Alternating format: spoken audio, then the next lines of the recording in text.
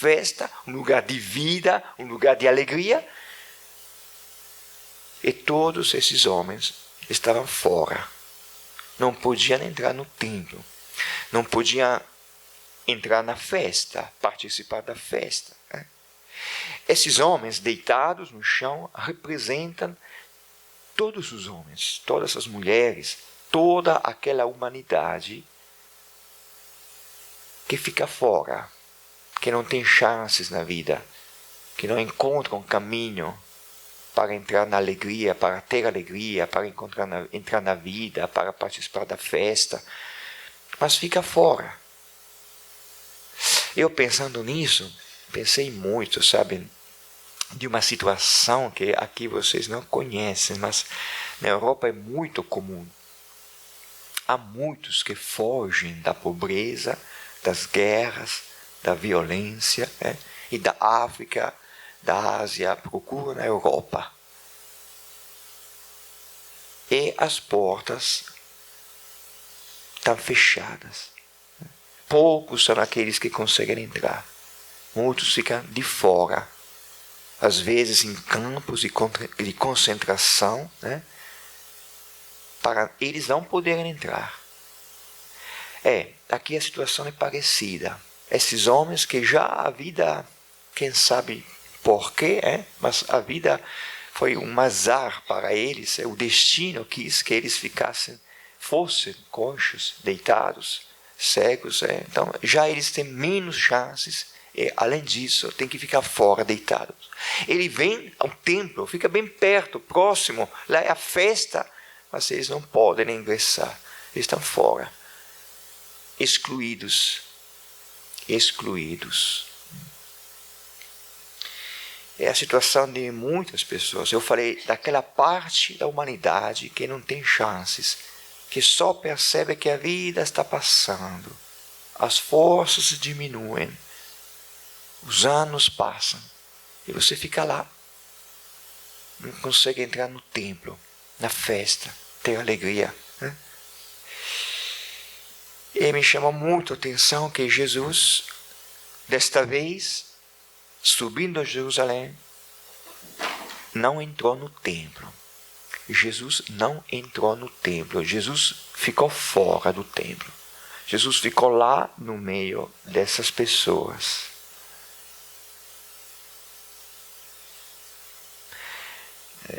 Bastaria isso para pensarmos um pouco, na nossa presença, onde é que nós estamos, onde é que Jesus escolhia estava, lá fora, no meio dessas pessoas.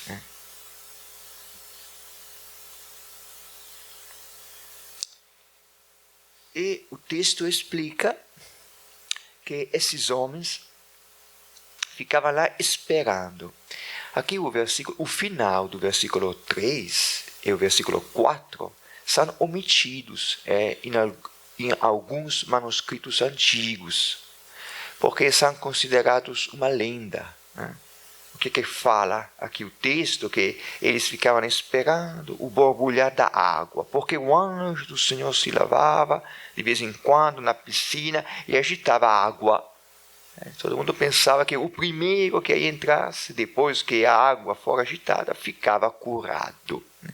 Tudo isso é uma lenda. Mas o que é interessante é que aqui todo mundo fica esperando. Ficam esperando.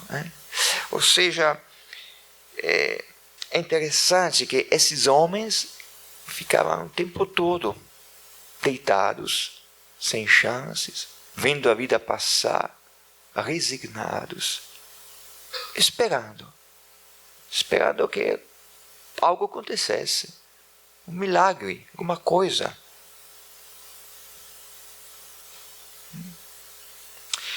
E é justamente nessa situação que Jesus encontra o homem enfermo. Encontrava-se aí um homem doente, havia 38 anos. Doente, aquela palavra, deitado. sem forças para se levantar, então ele ficava lá. Fico pensando, será que ele queria mesmo ser curado?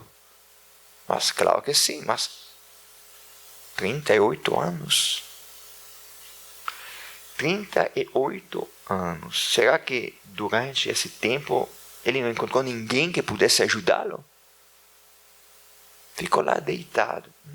Ou seja, a mim parece que além da doença que ele tinha, a doença do corpo, com certeza, tinha algo a mais do que isso.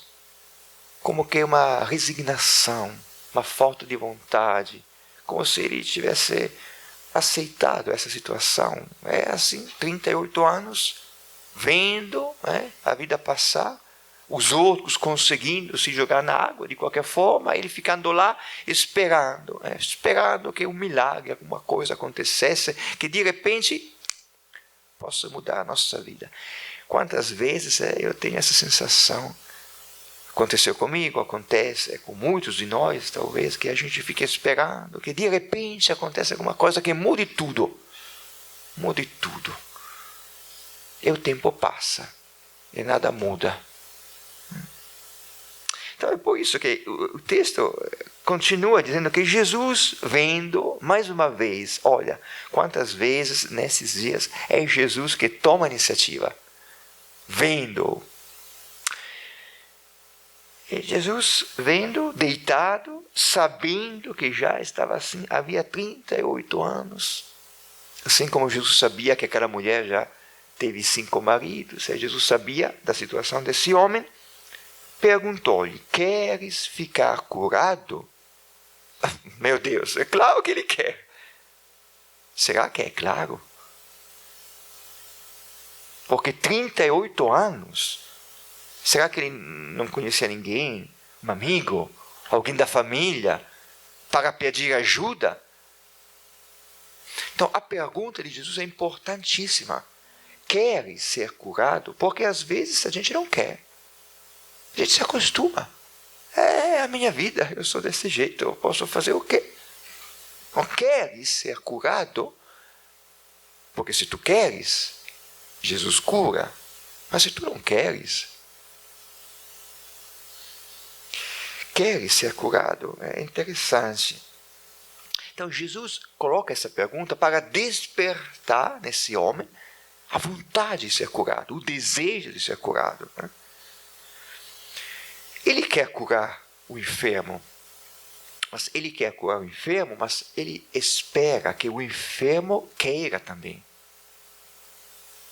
Ele continua, Senhor, não tenho que me jogue. Essas palavras destacam a solidão desse homem. E é verdade, acontece.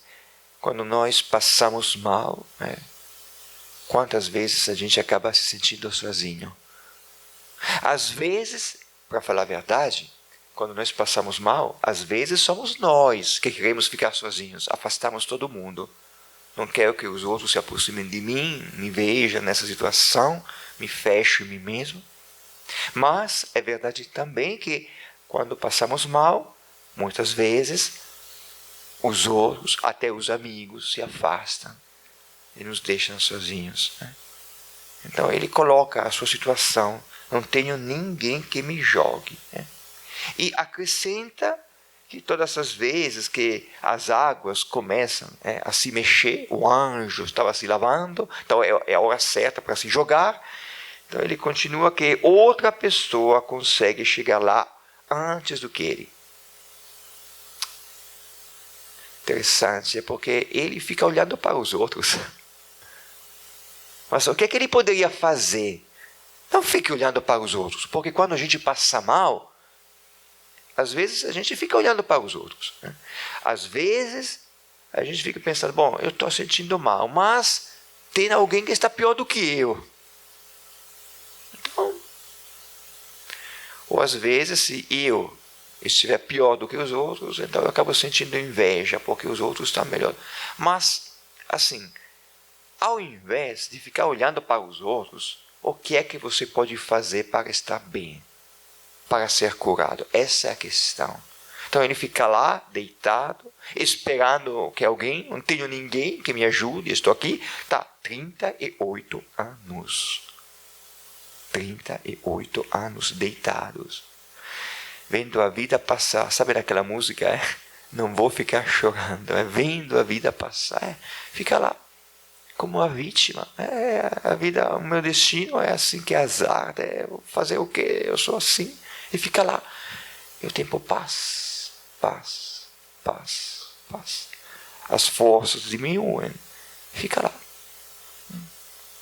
Então Jesus, depois de perguntar, queres ser curado? Jesus fala, levanta, toma o teu leito e anda. Ou seja, mais uma vez, é a palavra de Jesus. Mas Jesus, perceberam? Jesus não foi lá perto dele, coitado, vem, eu vou te ajudar, se apoia em mim, vamos lá. Não. Levanta, se levante, 38 anos, já é hora. Porque às vezes a gente não acontece nada na minha vida, nada muda, eu sou desse jeito. Se levanta, que já é hora. Jesus não foi lá, coitado, Vou te carregar. Não, levanta, vamos.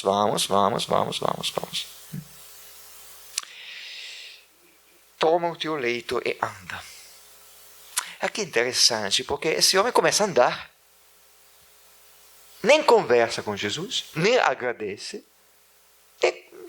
some. Depois ele fala que Jesus desapareceu. Mas eu acho que não foi Jesus que desapareceu, é que ele estava tão empolgado que começa a andar. Meu Deus, depois de 38 anos que ele começa a andar. E lá tinha muita gente e de repente ele nem vê onde é que está Jesus. E começa a andar.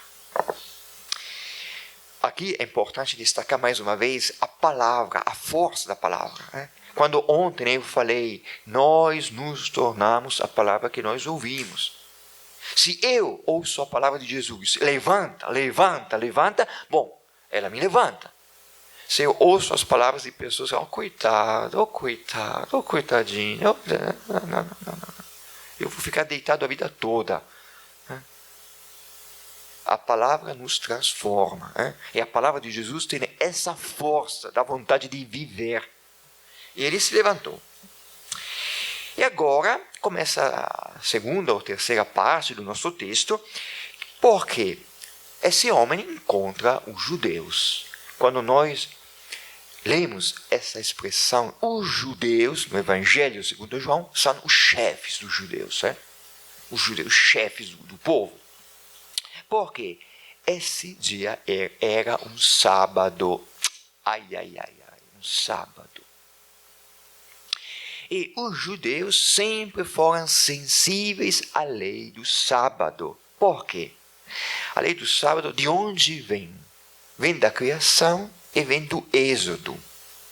Porque quando Deus criou o mundo em 6 dias. Descansou no 7º dia. Como é que se fala descansar em hebraico? Shabbat. Como é que se fala sábado em hebraico? Shabbat. Mesma coisa. No 7º dia, depois de criar o mundo, Deus, Shabbat, descansou. Shabbat é sábado. O sábado, o 7º dia, é o dia em que descansa. Deus descansou. Nós temos que descansar. Nada de trabalho, só tempo para louvar a Deus, agradecer. A criação. E o êxodo, no Monte Sinai, Moisés recebeu as leis, e como sinal da aliança, o sábado. Sábado nós temos que deixar de trabalhar para lembrar da aliança com Deus. E quem transgredir a lei do sábado vai ter que morrer. É dura essa lei. Os enfermos, coxos, cegos não podem entrar, são impedidos de entrar no templo, ficam fora. Quem transgride o sábado tem que morrer. É dura a lei. Então, eles encontram esse homem e o que eles falam? eles disseram ao homem curado. Antes ele era homem enfermo, agora homem curado. É sábado, não te é permitido carregar o leito.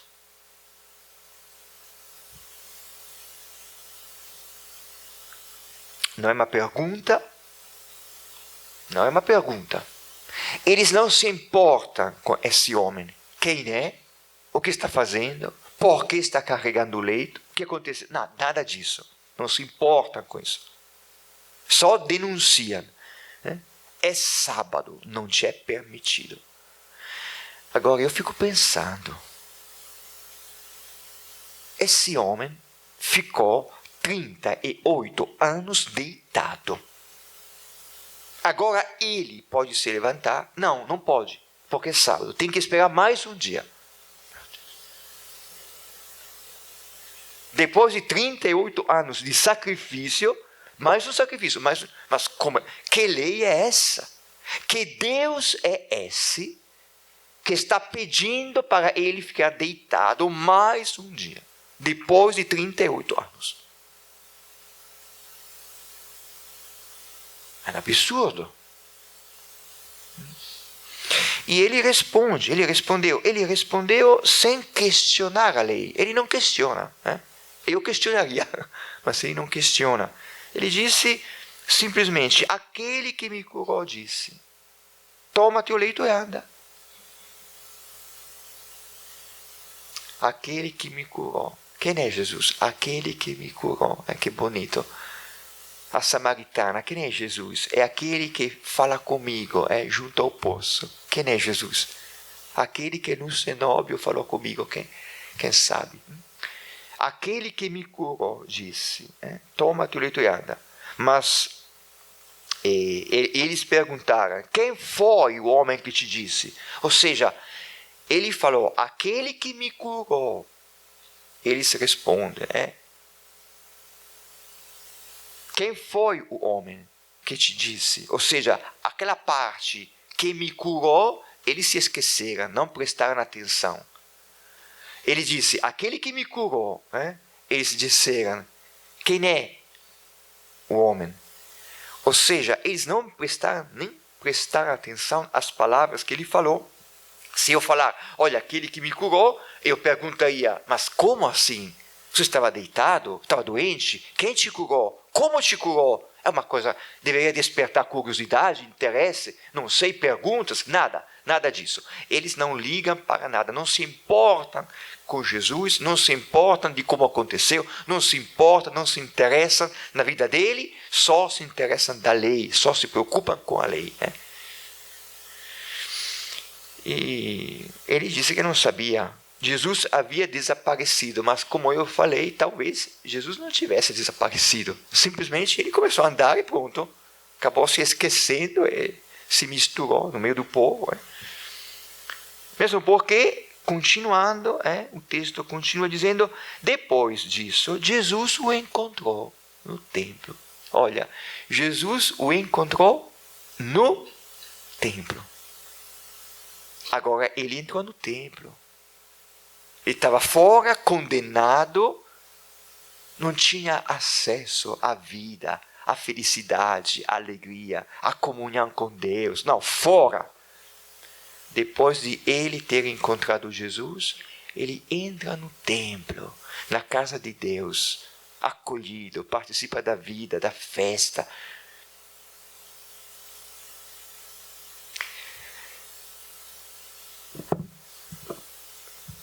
Jesus sempre abre as portas, nunca fecha. Sempre abre as portas. Nós fechamos, nós excluímos, nós colocamos paredes, barreiras, muros. Jesus não, ele derruba, ele abre as portas. Para quê? Todos aqueles que nós excluímos possam entrar e participar da vida.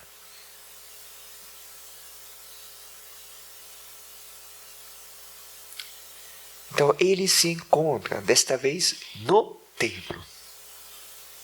E Jesus o encontra. Mais uma vez, é Jesus que toma a iniciativa. Como se Jesus sabia quem era esse homem. Jesus o reconheceu. O homem enfermo ainda não tinha reconhecido Jesus.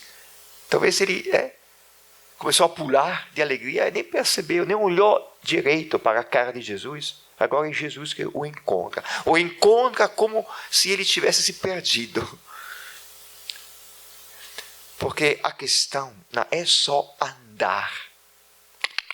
A questão é saber aonde ir, para onde ir na vida. A questão não é só andar. É bom andar, mas eu tenho que saber para onde eu estou andando. Tinha se perdido esse homem. E Jesus o encontra. Jesus o encontra. E agora Jesus lhe disse, não peques mais. Não peques mais. Eis que estás curado, não peques mais, para que não te suceda algo ainda pior. Ou seja, dá para perceber o quê? Que, bom, ele está andando, tudo bem. Mas existe algo pior do que a doença do corpo. É a doença da alma, é o pecado. O pecado é a verdadeira paralisia, é o que nos bloqueia, o que tira as forças, a vontade de viver. Então, agora que você está andando, não peques, para que não aconteça algo pior. E agora, a conclusão, Jesus conversa com os judeus que começam a questionar, perseguiam Jesus, perseguiam Jesus, porque fazia tais coisas no sábado. Como é que ele se atreveu a curar um homem deitado há 38 anos no dia de sábado? Tinha que esperar até segunda-feira. Não. E Jesus respondeu, meu pai trabalha. Olha, percebem como quando Jesus fala a respeito de Deus, sempre fala meu pai. Meu pai. Ele olha para o pai. Meu pai trabalha, por quê? Porque Deus, meu pai, criou o mundo, mas ele continua criando o mundo. Todos os dias. Ele continua dando a vida. E se ele continua dando a vida, se meu pai trabalha desse jeito todos os dias, dando a vida, eu faço a mesma coisa. Eu trabalho também, eu dou a vida. Então Jesus se justifica olhando para o pai. Aquilo que o pai faz, eu faço. Meu pai dá a vida, eu dou a vida. Meu pai cuida dos homens, eu cuido dos homens. Mas mesmo assim, os judeus com mais empenho, olha a maldade, com mais empenho, olha o coração de pedra, com mais empenho procurava matá-lo. Por quê? Porque tinha curado o enfermo. O homem enfermo havia 38 anos. Bom, esse é o nosso texto que eu retomei, e agora vamos só nos deter um pouquinho sobre 2 pontos, lá onde nós lemos meditação. Vamos refletir sobre o pecado primeiro e segundo sobre a lei. O pecado. Vimos que Jesus tomou a iniciativa 2 vezes. É sempre Jesus que toma a iniciativa. E Jesus quer que o homem seja curado. Ele quer. É por isso que ele perguntou, queres? A questão, portanto, que se coloca não é se Jesus quer. A questão que se coloca é se você quer, se tu queres. Ele quer, mas tu queres? E esse homem representa todos nós.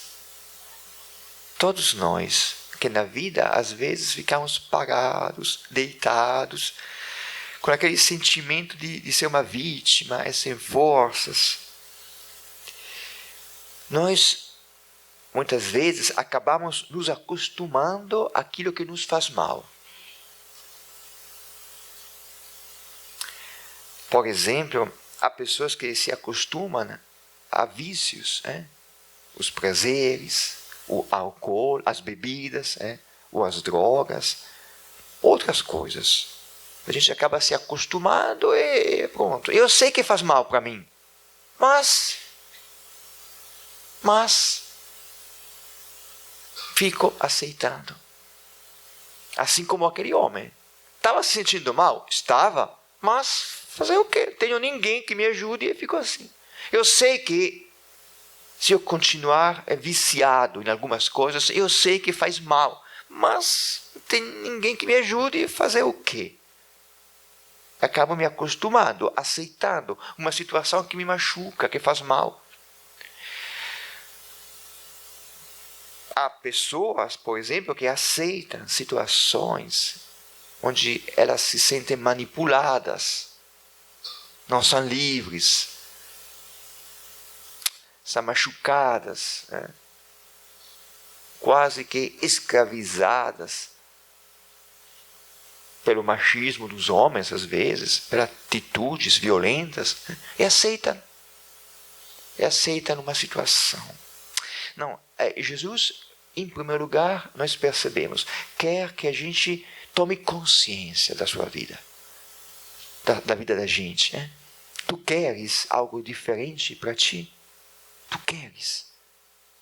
Como nós vimos Jesus conversando com a mulher samaritana, está com sede de algo diferente?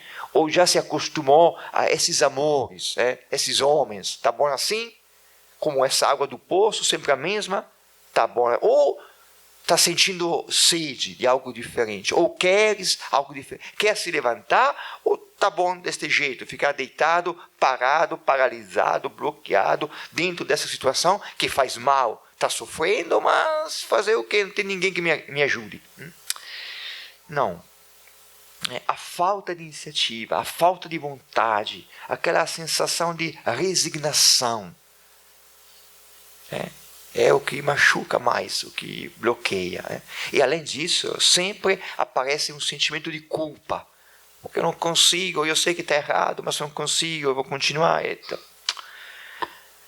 Não, Jesus, um mal de verdade é o fato de se resignar, de aceitar o mal, deixar de lutar, deixar de desejar, deixar de viver, deixar de querer se levantar. Quando a gente fala, eu sou deste jeito, faz muitos anos que eu não consigo me libertar dessa situação. Quantos? 38? Sou deste jeito agora. Queres? Tu queres? Nós não somos, entre aspas, deste jeito. Não somos. Todos os dias nós mudamos. Envelhecemos. Mudamos. E se eu não prestar atenção, se eu não escolher como eu estou querendo mudar, a vida vai me mudando sem nem perceber. E o tempo vai passando, eu fico deitado. Como podemos fazer para nos libertar das nossas escravidões? Como podemos fazer para encontrar as forças, para não ficar dizendo eu sou deste jeito e acabou? Como fazer? A tradição espiritual da igreja conhece um exercício em 3 passos. Primeiro, tome consciência daquilo que você está sentindo dentro de si. O que é que está se mexendo em mim? Tristeza, raiva, alegria, decepção, desânimo. O que está se mexendo dentro de você? Porque eu sempre estou agindo de acordo com aquilo que eu estou sentindo. Então, tomar consciência é fundamental. Segundo, alimente aquilo que você mesmo quer alimentar. O que é alimentar? Se eu penso, eu não presto, coitado, se eu continuo desse jeito, estou alimentando. E alimentando, tudo que eu continuo alimentando vai crescendo dentro de mim. Vai crescendo. Do mesmo jeito, se eu alimentar coisas boas. Não, eu vou alimentar a palavra de Deus. Ele falou, levanta para mim. Eu vou me levantar. Eu vou continuar alimentando essa palavra. Eu vou continuar lembrando do evangelho que eu escutei. Eu vou encontrar as forças. Tudo o que eu alimentar cresce, vai crescendo. Se eu alimentar a palavra de Deus, ela vai me dar as forças. Se eu alimentar boas lembranças, essas boas lembranças vão despertar a vontade de viver. Se eu alimentar palavras que me deixam triste, os meus fracassos, as minhas falhas, eu vou para baixo. Então, tomar consciência daquilo que está se mexendo. Segundo, alimentar aquilo que eu mesmo quero alimentar. E terceiro passo, pedir a Deus que Ele tire de mim o que não presta. Olha, eu estou sentindo este sentimento, eu não quero. Estou sentindo este rancor, eu não quero, tire isso de mim. Tire isso de mim, eu não quero. E todos os dias eu começo me levantando de manhã pedindo a Deus. Eu agradeço mais um dia de vida. Hoje eu não quero ser uma pessoa cheia de rancor. Eu não quero ser uma pessoa que logo se entrega ao vício. Eu não quero. Me ajude, tire isso de mim, tire. Então, alimentar o que é bom. O pressuposto desse exercício é que nós já somos filhos de Deus. Só temos que tirar o que não presta. E que impede ao Filho de Deus que nós somos de vir à tona. Então, primeira, a reflexão é o pecado. Tu queres ser curado? Então, levanta. Segunda, a reflexão, a lei. Porque a segunda parte do Evangelho apresenta uma discussão entre Jesus e os judeus, como vimos, a respeito da lei. E aqui nós encontramos duas interpretações. Para os judeus, a lei é algo sagrado. Se a gente transgredir a lei, pronto, tem que morrer. Jesus transgrediu o sábado, não tem jeito. Deus nos deu a lei e Ele está agindo como um juiz. Você transgrediu a lei, bom, o juiz julga, condena. Essa é uma interpretação diabólica da lei. Por que diabólica? Porque nos afasta de Deus. Porque me deixa com medo. Porque me dá vontade de fugir, de me fechar, de me esconder. Assim como aconteceu com Adão, depois do pecado. Porque ele tinha acreditado na serpente. Deus deu a lei. Se você transgredir a lei, pronto, descumprir a lei, se prepare, ele vai julgar. Então, o que Adão fez? Se escondeu. É uma interpretação diabólica. Vocês sabem que a palavra diabo significa aquele que divide, aquele que separa. Essa interpretação da lei nos separa, nos divide de Deus. Porque eu vou me escondendo, vou fugindo desse Deus.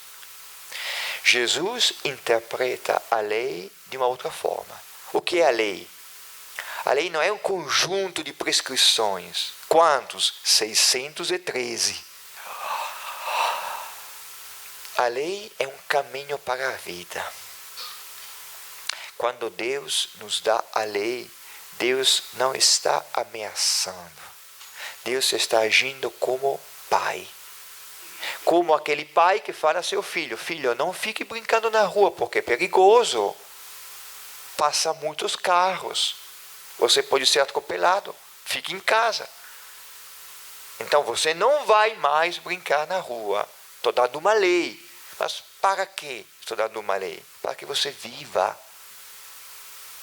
Para que você viva. Então, as leis de Deus não são para nos condenar, mas para que a gente viva e a gente possa tomar consciência se a gente errar, que errou, pecou, e tomando consciência possa pedir perdão. Então, estão percebendo a diferença? Jesus apresenta Deus como Pai que nos ama. E as suas leis são leis para que a gente viva. Quem entre nós é pai, é mãe, se ele ama os seus filhos, ele entende muito bem. Quantas vezes as mães, os pais têm que dizer: não faça isso, não faça aquilo, você vai se machucar, você vai cair, você vai...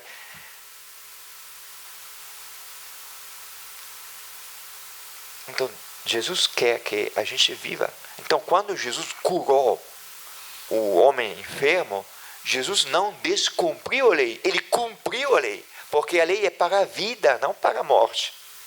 Os fariseus, ao contrário, interpretaram a lei de outra forma, algo que tem que respeitar. Se você não respeitar, você está desrespeitando a Deus, tem que morrer. Só que a imagem de Deus é a imagem de um juiz que nos condena. E Jesus veio nos libertar justamente dessa imagem de Deus. E quando é que ele nos libertou de verdade? Naquela cruz. A resposta de Deus ao nosso pecado não foi a condenação, foi o amor dele, porque ele não desistiu de nós. Nós sim, quando ficamos decepcionados de alguém, nós desistimos, né? Ele me decepcionou, ele não foi fiel, ele fez isso, ele fez aquilo, ele disse, ele prometeu, não fez, eu não quero nem saber mais. Nós sim, nós ficamos decepcionados e pronto, não queremos saber. Ele não, ele quis saber, ele não nos largou. É por isso que ele é Deus, e nós não somos.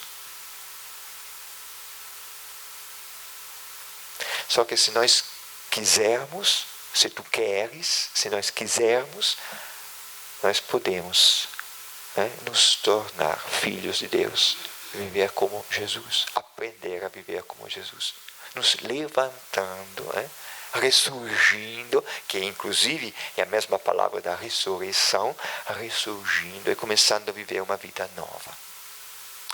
Então, esse é o nosso texto, né? Mais um encontro inesquecível, eu acho.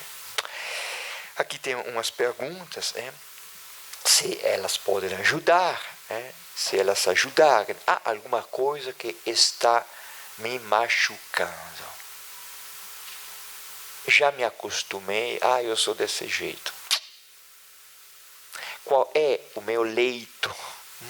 Ou seja, onde é que eu fico deitado? De que eu preciso me livrar para ser livre? E segundo, qual é a minha imagem de Deus? Ou seja, como é que eu penso quando eu penso em Deus? Como é que Ele é? Eu conheci o seu amor de Pai, ou para mim Ele continua sendo um juiz? Vamos pedir que Nossa Senhora nos ajude mais uma vez a acolher a palavra. Ave Maria, cheia de graça, o Senhor é convosco. Bendita sois vós entre as mulheres, e bendito é o fruto do vosso ventre, Jesus. Santa Maria, Mãe de Deus, rogai por nós, pecadores, agora e na hora de nossa morte. Amém. Em nome do Pai, e do Filho e do Espírito Santo. Amém. Então, antes de nós sairmos, eu gostaria só de... O Padre David recordou no primeiro dia, mas acho que se faz necessário recordar ainda agora a respeito daquelas orientações, né, para a partilha nos grupos. É claro que agora nesse momento não é a partilha, vocês devem fazer aquele momento, né, de silêncio, da oração pessoal, encontro com a palavra, mas depois do lanche, às 17 horas, nós teremos então a partilha nos grupos. E gostaria de recordar estas orientações para que a partilha seja de fato produtiva. Escutar sempre o outro em silêncio, quando o outro estiver falando, o que o outro está falando tem um valor sacramental, né? Então você deve escutar, deve acolher. Depois, olhar para a pessoa que fala, né? Para a pessoa não se sentir desprezada ou sentir que o que ela está falando não é considerado, né? Se há uma coisa ruim é você não ser considerado. Também a orientação, né, de falar pouco, mas falar o essencial. Só o essencial é extremamente necessário. Então fale pouco, o essencial. E também é bom que fale sobre o assunto, né? não sobre coisas que transitam no meio lá da partilha que não tem nada a ver. Temos diante de nós textos maravilhosos, né? Tanto pela manhã como agora pela tarde, experiências muito bonitas, a vida de cada um. Então tem sempre muita coisa bonita para partilhar, mas sempre sobre o assunto, né? Respeitar o que o outro fala, né? Não abrir questionamentos, não colocar a fala do outro sob julgamento. Ninguém está ali com esta qualidade, acabamos de escutar. Então, respeitar, não questionar as colocações dos outros enquanto o outro estiver falando, né? Depois que o outro terminar de falar, você não pode comentar o que o outro está falando, né? Afirmando ou desafirmando o que o outro acabou de dizer, porque é a experiência dele. A experiência do outro não pode ser colocada como objeto de questionamento, porque é dele, não sua. Depois, partilhar sobre a própria vida, né? Isso é muito importante, né? Porque quando você tem a pretensão de ensinar, aí sim a sua fala é objeto de julgamento. Quando você tem a pretensão de ensinar. Mas quando é a sua experiência, então você já se livra desse problema. Lembre-se que a partilha não é ensinar os outros. E depois uma orientação, né, é sobre a questão do tempo, né? Dá tempo para que todos quanto possível possam falar, né? Então, se tem um que toma todo o tempo falando, então os outros vão ficar até talvez retraídos para falar. E também não forçar ninguém a falar, né? Isso é muito importante, né? Não ficar confrontando o outro, né? Bora, vamos lá, não sei o quê, falem, não sei o quê. Isso não é bom também. É claro que se você faz isso, então você já retrai o outro, ele não vai querer, se estava com vontade de falar, não vai querer mais falar, porque numa situação assim não quer falar mesmo, né? Então sempre deixar livre para que todos possam se sentir convidados a falar, né? Isso as orientações para o grupo de partilha. O lanche às 4h30, como lembrava o padre David pela manhã, né? Obrigado que todos fiquem lá, né? Lanchando, conversando. Se alguém quiser estender um pouquinho mais o seu tempo de oração, pode estender, não tem problema. Mas de modo que às 17 horas os grupos se reúnem nos locais pré-estabelecidos, né, para esse momento de partilha. A Santa Missa às 18 horas, quando as vésperas não esqueçam de levar o livrinho para acompanhar a celebração das vésperas. Boa oração, a todos.